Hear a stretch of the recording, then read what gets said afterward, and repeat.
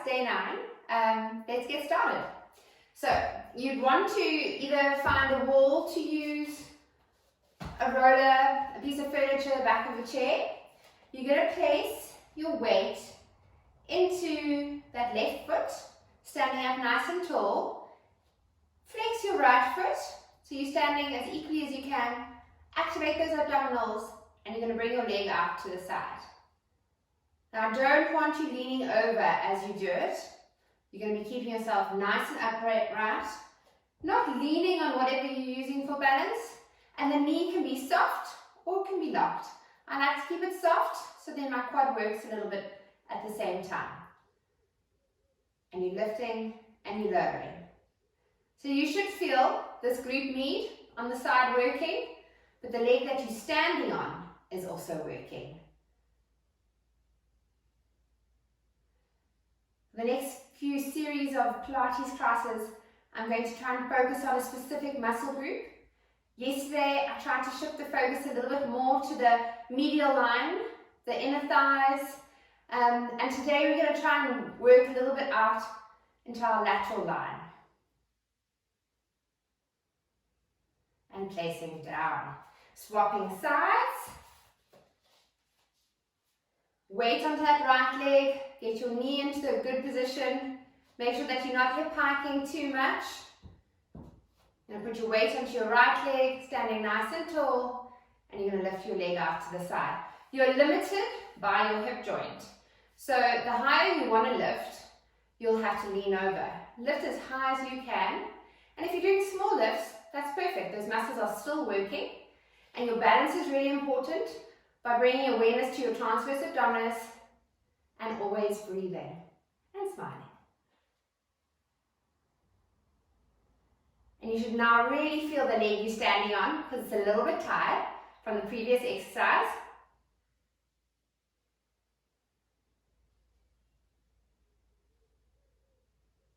And placing down. Wiggle those hips a little bit. Feet fist width apart. Standing tall. Breathing in and out as you roll down.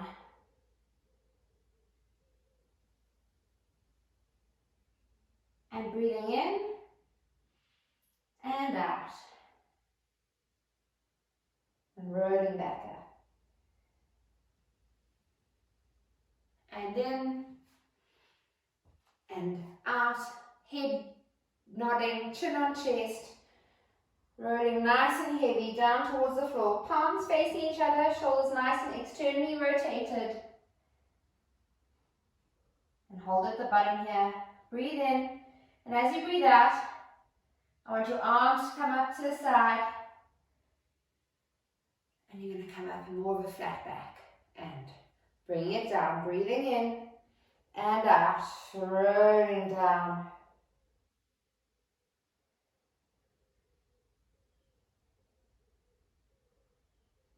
Hanging at the bottom, breathing in, and as you breathe out, lifting that head and really pivoting around that pelvis, and up, and one more, breathing in and out, and out.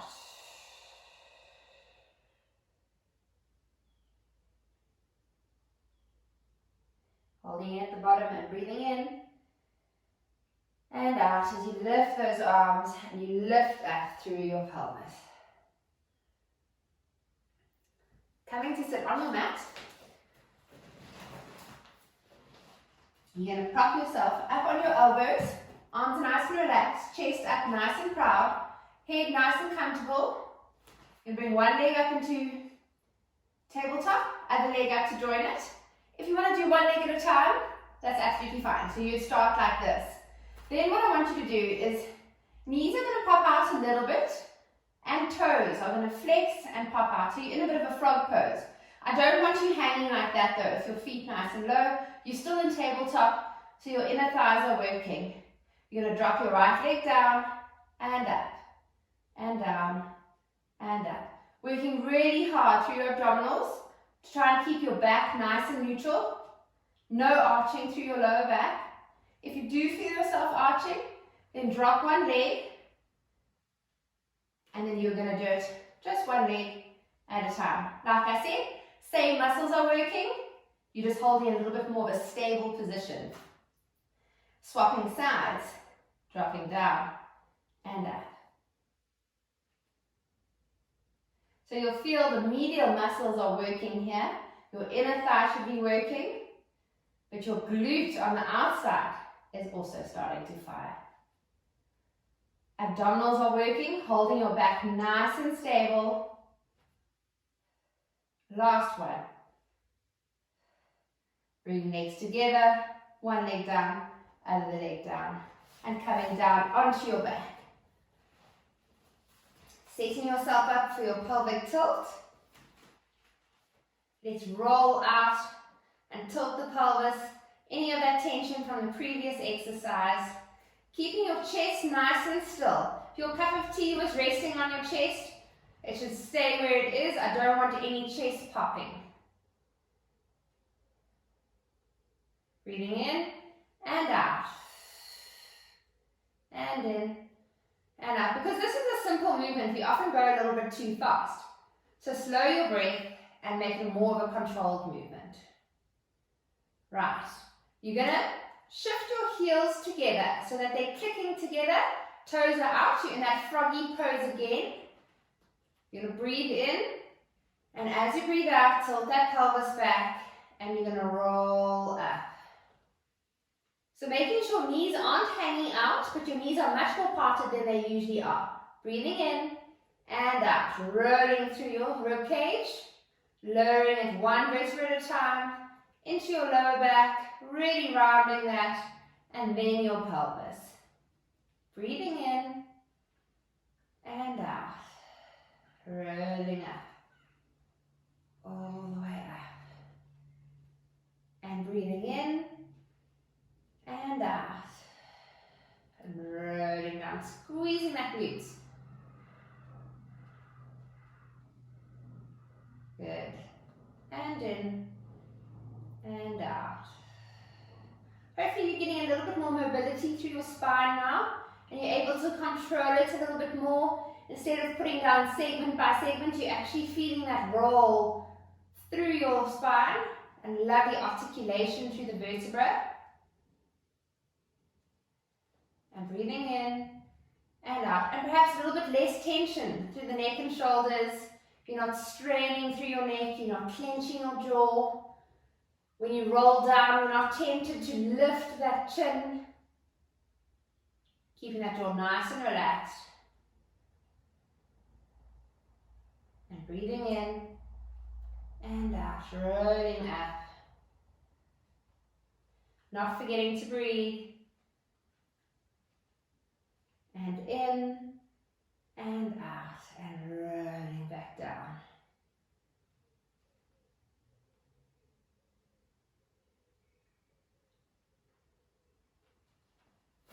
Straightening one leg and then the other leg. Bring your arms behind you, just as low as you can so that the rib cage doesn't pop. That means that you're in this position.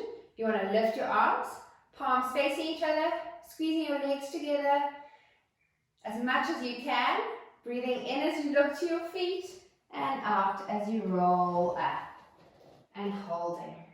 Breathing in and out, rounding that lower back, tucking in that pelvis, rolling down, and arms to follow. And breathing in and out, and in and out, and back and in. And breathing out as you roll up and breathe in and out, rolling back down, keeping your shoulders nice and relaxed here, and down you go. And in, lifting your head and neck, breathing out. Watch your head position as you go down, breathing in and out, tuck that pelvis, roll. Try not to round and tuck in, hold it nice and relaxed. And last thing to come back is arms and head. Good. Rolling onto your side. Bottom arm, nice and relaxed like a pillow for your head, palm facing up, hips stacked, waist lifted, top hand either on top of your seam or in front of you, tented fingers if you can, otherwise a nice flat hand. I want you to lengthen that arm away from you, lengthen your feet away from you, so you're stretching yourself out. You're going to breathe in, and as you breathe out, float your top leg up. What we're going to do is, this exercise is called rainbows. So you're going to toe tap forward and heel tap back. There's a little bit of a roll in your pelvis, but I want you to try and keep it as still as possible. And it's not a big movement. It's as big as you can control it. And tapping in the front and back and forward and back. So trying to do a nice arc, like a rainbow. And breathing as you go. Last one back. Coming straight, pointing that toe, lengthening, and lowering it down. Right, you're going to come up onto your elbow. Knees nice and bent. Feet together. Top hand up to your ear, and nice and strong through this part, not hanging on that shoulder. I want you lifted and active. You're going to keep your feet together, and you're going to open like a clam. This time, it's a bit different. You're going to let those feet separate, and that knee's going to come to join, and back up. 2, good. 3, 4. It's almost like a rainbow with your knee.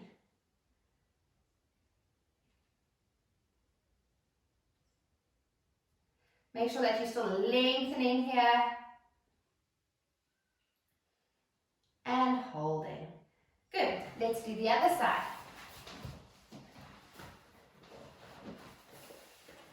So reaching out, lengthening your body as much as you can. Lifting that top leg, stretching it out, toe tapping in the front and heel tapping at the back. Toe tapping in the front, heel tapping at the back. Try and keep your abdominals as active as you can during this exercise. It will help your balance. And when I talk about your abdominals, I am talking about your transverse abdominis primarily. I'm a little bit unstable on this side. If you find you are wobbling too much, just make sure that you are on your stack to your hips and that you're not actually leaning forward or leaning backwards. That's much better.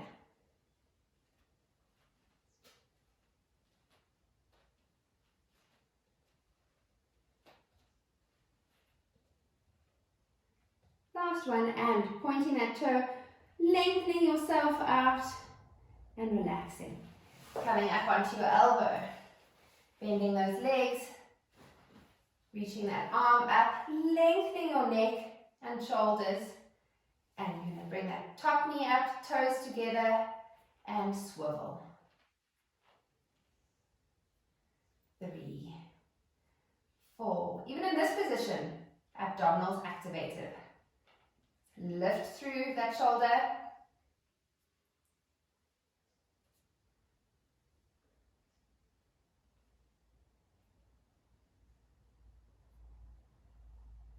Let's do 2 more. And hold. Good. Onto hands and knees. The next exercise is called the fire hydrant, and you'll know exactly why. You're into 4-point kneeling. Hands are underneath your shoulders. Knees are underneath your hips. Trying to hide those feet from your eye gaze. Eye gaze forward, so the neck's in a nice straight line. Making sure that your knees aren't too far separated from each other. You're going to activate those abdominals, lift up, so not making sure that your belly's not hanging. You're going to place your weight through your right side of your body without shifting lifting it without sticking that hip out. You're going to lift your left knee and you're going to lift it up as high as you can go without trying not to shift your weight too much. It's quite hard not to shift your weight. And make sure that you're still keeping weight equal through your arms and you're not sticking that right hip out. 2 more. And placing that left leg down.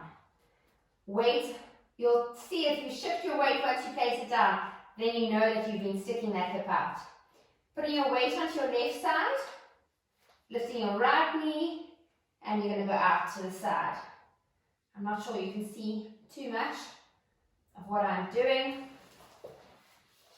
Then you turn around and lifting. So try not to shift your shoulders either, and making sure that your eye gaze is still forward and that you're not looking back. Lifting just as high as you're able to.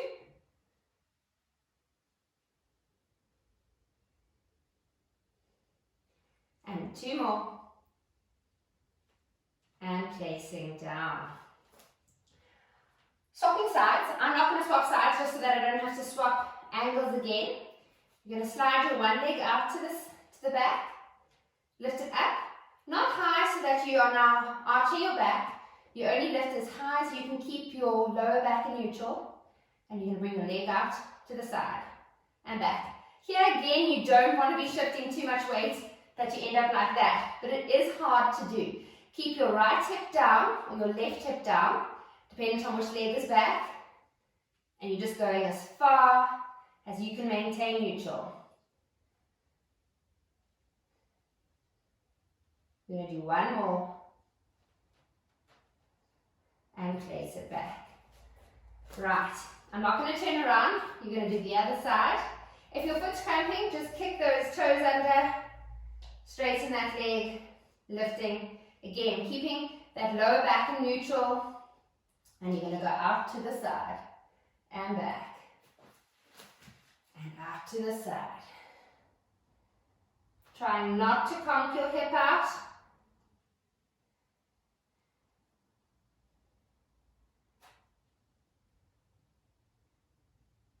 Last one.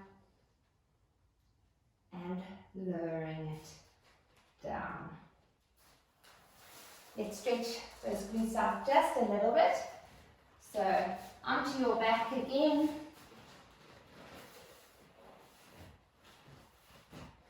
Crossing your legs, pushing that one knee away from you and bringing in the other leg towards you. Relaxing your head down. Don't feel you need to hold your head there. Often you get a little bit of a better stretch if you're lying back like that. Keeping this hand with some pressure or just actively pushing that knee away.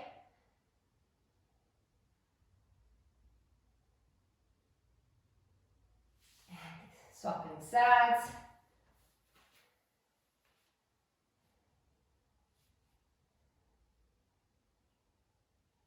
Rolling out your glutes would be a nice idea this afternoon if you do have a roller at home. If you don't have a roller, maybe getting hold of a tennis ball, working it into that muscle on the side there.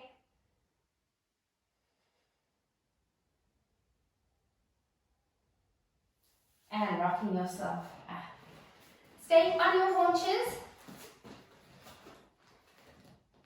Breathing in, dropping heels. And out as you roll up.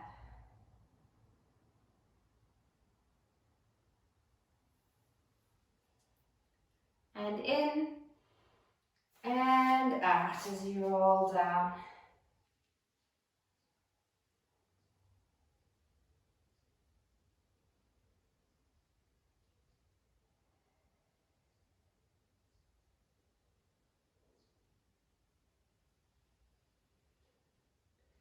If you didn't know where your glute med was before, I hope you found it.